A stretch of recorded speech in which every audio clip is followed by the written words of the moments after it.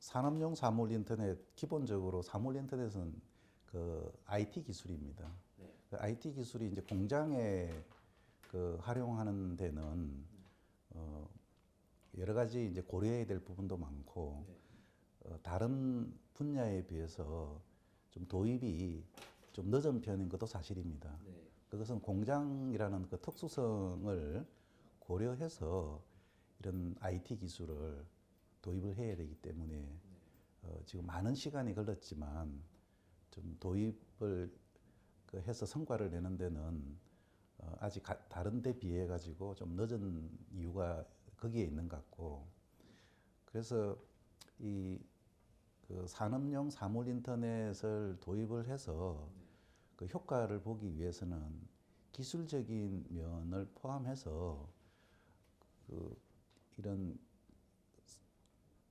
IT 기술, 좀 더 포괄적으로 보면 디지털 기술을 어떻게 받아들여서 어떤 비즈니스적으로 성공할 것인가라는 전략적인 면, 그다음에 조직의 역량적인 측면, 어떤 기업의 문화적인 측면을 종합적으로 봐서 그 회사에 맞는 전략 수립과 그다음에 거기에 어떤 단기적인 어떤 성과, 또 장기적인 어떤 변화의 모습을 가지고 추진하는 게 매우 중요하다고 봅니다. 그래서 이번 기조 연설에서는 산업용 사물 인터넷이 제조업에서 네.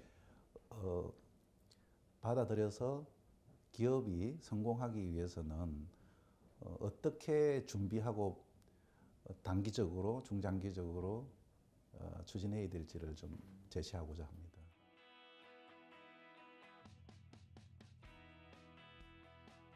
이게 뭐 사물 인터넷이나 빅데이터 이런 디지털 기술을 잘 활용했을 때 네.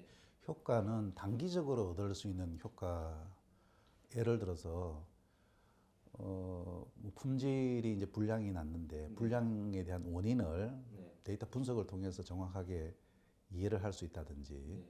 그다음에 그다음에 그 장비가 고장 나는 원인을 네.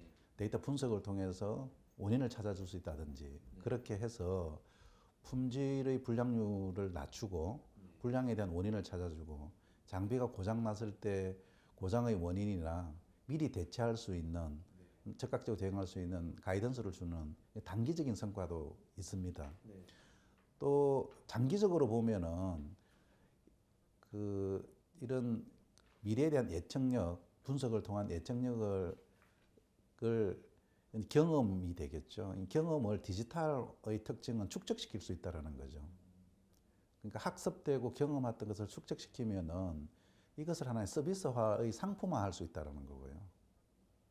과거에는 우리 제품 위주로, 눈에 보이는 제품 위주로 판매해서 수익을 올리는 비즈니스 모델에서 이제 경험을 서비스와 상품화해서 제품과 서비스를 같이 팔 수 있는 그런 비즈니스 모델. 또 더 나아가서는 이제 제품을 파는 모델에서 제품을 그 예를 들어서 제품은 빌려주고 네. 제품을 사용한 만큼 사용료를 받는 비즈니스 모델. 뭐 자동차도 이제 우리가 자동차를 구입해서 사용할 수도 있지만은 내가 필요한 것은 이동 수단으로서 카 쉐어링을 할 수도 있고 차를 렌트를 할 수도 있잖아요. 그렇기 때문에 이 자동차라는 산업 자체도 자동차를 만들어서 파는 비즈니스 모델에서 자동차를 잘 사용할 수 있는 서비스가 하나의 상품이 되고, 또 소비자는 자동차를 소유하는 것보다는 내가 필요할 때 사용할 수 있는 쪽으로 좀 바뀌는 모델로 바뀌고 있지 않습니까? 효용 비용. 그렇죠. 자동차를 잘 그 사용할 수 있고 편리하게 사용할 수 있도록 하는 서비스를 네. 상품화해서 고객한테 전달되는 이런 비즈니스 모델이 이제 바뀔 수가 있습니다. 거기에 대한 그 어떤 비즈니스 모델을 바뀌기 위한 어떤 준비 단계의 과정을 거치고 성숙해 나가면은 어떤 혁명적인 어떤 사업 모델이 바뀌는 쪽으로 성숙해 나갈 수 있는 거죠. 그래서 단기적인 어떤 성과와 중기적인 성과, 다음에 장기적인 어떤 그 변화, 그다음에 어떤 효과, 이런 것들이 나누어서 생각해 볼 필요가 있을 것 같습니다.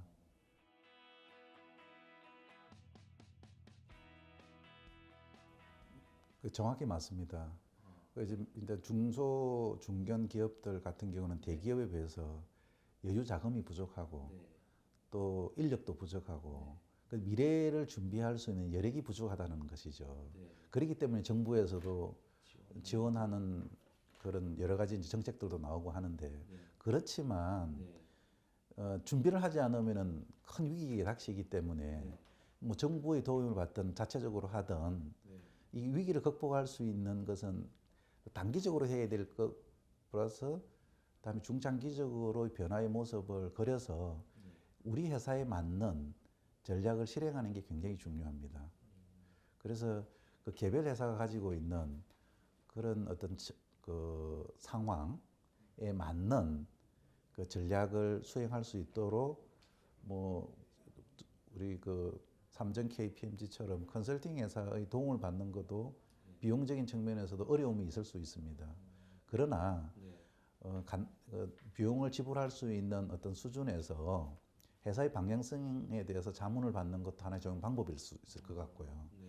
또 최근에 이제 우리 자동차 산업이 몇 년 전만 하더라도 승승장구했는데 최근 1, 2년을 돌아보면은 또 굉장히 위기에 와 있다고들 이야기를 하고 있지 않습니까?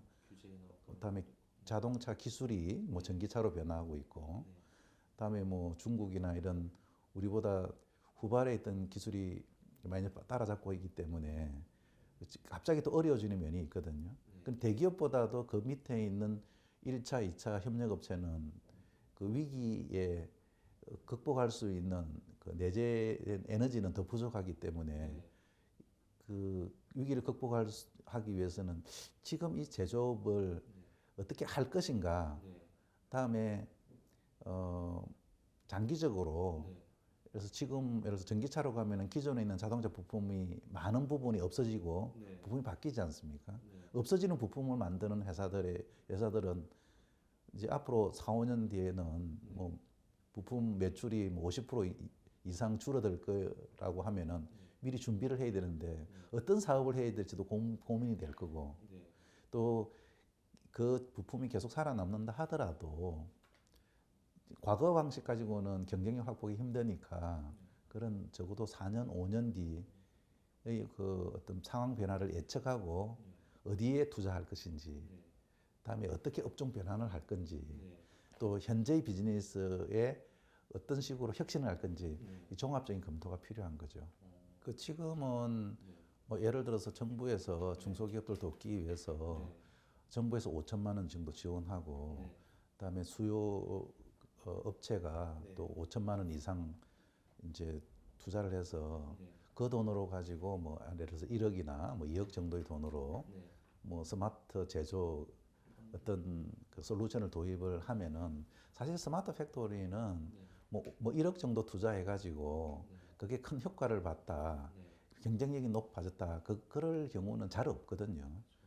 그런데 그 일회성에 그칠 그러니까 우려성이 굉장히 많습니다.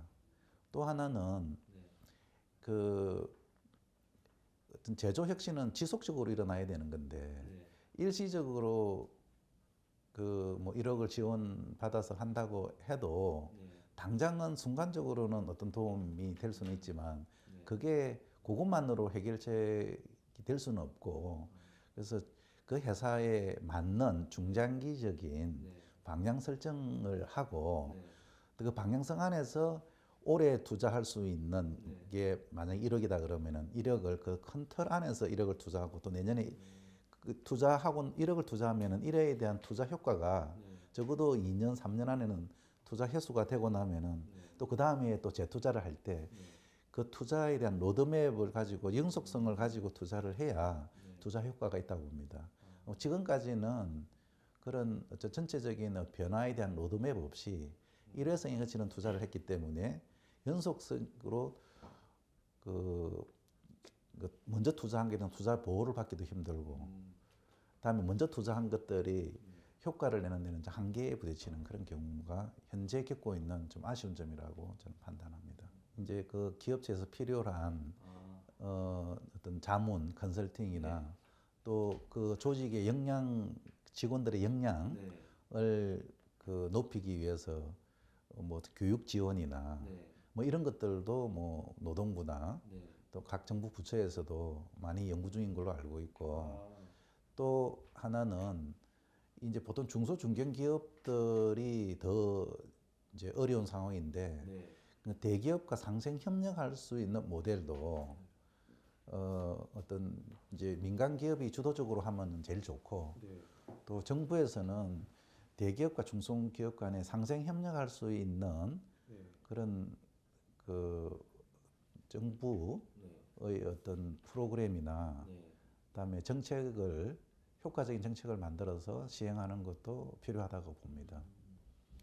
그리고 또 하나는 이제 중소기업들이 많이 모여가 있는 뭐 산업단지 같은 경우에도 그 산업단지 내에 이런 제조 혁신을 할 수 있는 공동의 인프라를 이렇게 잘 활용할 수 있는 국가의 기반 시설을 만들어서 그런 중소기업들한테 혜택이 돌아갈 수 있도록 한다든지 그 다양한 프로그램들이 제시가 되고, 그다음에 중견 기업에서는 그런 지원된 프로그램들을 좀 자생적으로 그 역량을 내재화할 수 있도록 그 어떤 중장기적인 어떤 계획을 가지고 시행하는 것이 굉장히 중요하다고 봅니다. 일회적으로 도와주는 거에 그치면은 또 지원이 없으면은 또 스스로는 일어서지 못하는 거는 그 실패의 그 모습이기 때문에 처음에는 도움을 받지만은 내재된 역량을 스스로 문제 해결하고 역량을 이렇게 축적시킬 수 있는 그런 내부의 문화나 내부의 그 시스템 이런 것들을 갖춰 나가는 게 필수적이라고 봅니다. 그러니까 그런 자금 지원도 성장에 대한 그 내부 체질이나 또 내부 그 시스템이나 전략이나 그다음에 문화나 이런 것들이 되어 있는 그 상황에서 어떤 지원을 해줬을 때 그 효과가 거기 나타나지, 그런 어떤 그 변화에 대한 그다음에 내부 그 경영진의 확고한 의지, 그다음에 그 조직 구성원들에 대한 구성원들의 그런 단합된 그런 그 어떤 문화, 그다음에 또 역량적인 부분 이런 것들이 같이 이렇게 추진이 돼야 성공하지. 그럼 뭐 일시적인 자금 지원, 그다음 일시적인 어떤 부분적인 기술 도입 이거 가지고 성공하는 것은 거의 불가능하다고 판단합니다.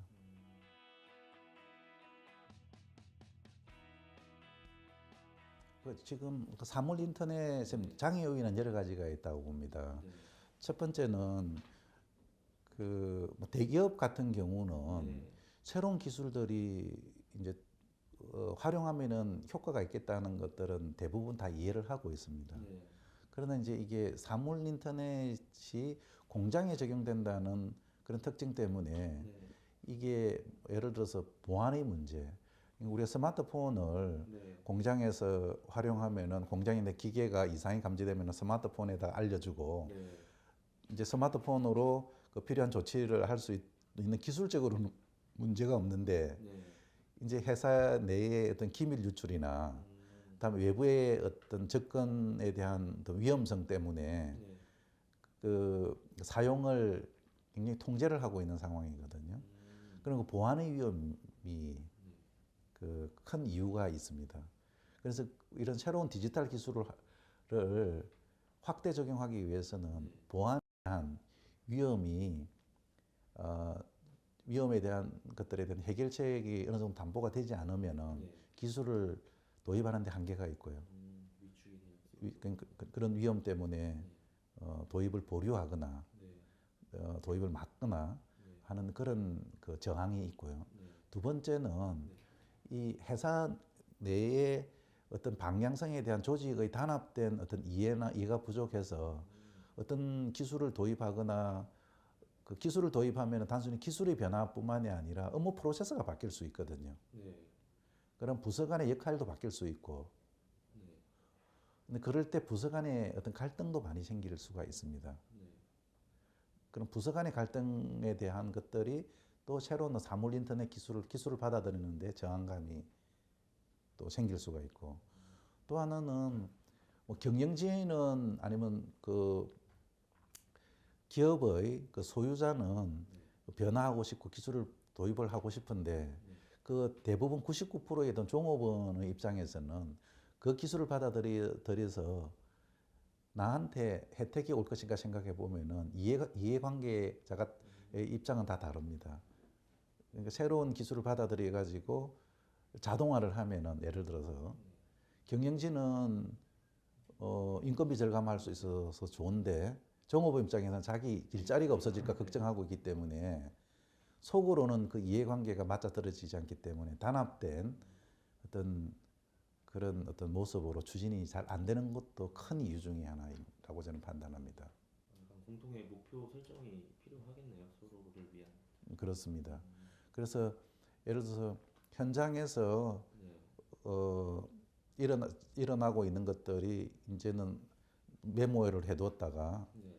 그뭐 사장님이나 뭐 임원물한테 보고를 하는데 네. 사물 인터넷이 되면은 직접 IoT 기술로 연결해서 현장에서 일어나고 있는 일들이 실시간으로 경영진에게 스마트폰이나 PC에 다 보고가 되도록 하고자 합니다. 그런데 이제 현업에 계신 분들은 현장에서 일어나는 일들이 여과 없이 그대로 보고되면은 네. 경영진은 좋긴 한데 네. 현업에 있는 사람들은 불편을 느낄 수가 있거든요. 근데 그런 것들을 따져보면은 이거를 사물 인터넷을 도입을 하면은 혜택을 보는 사람이 위에 관리자나 경영자에게만 있고 실무자에는 혜택이 별로 안 돌아간다고 생각하면은 그거를 꼭 도입하기 위해서 서로 노력하겠나라는 걸 생각을 해봐야 될 것 같아요. 그래서 어떤 새로운 어떤 변화가 생길 때 변화에 대한 그 저항감은 항상 있는데 그 모두가 좋을 수 있는 방향으로 그 어떤 새로운 시스템이나 어떤 프로세스의 변화라는 것들을 생각하고 공감대가 형성이 되고 그렇게 해야만이 성공할 수 있다라고 봅니다.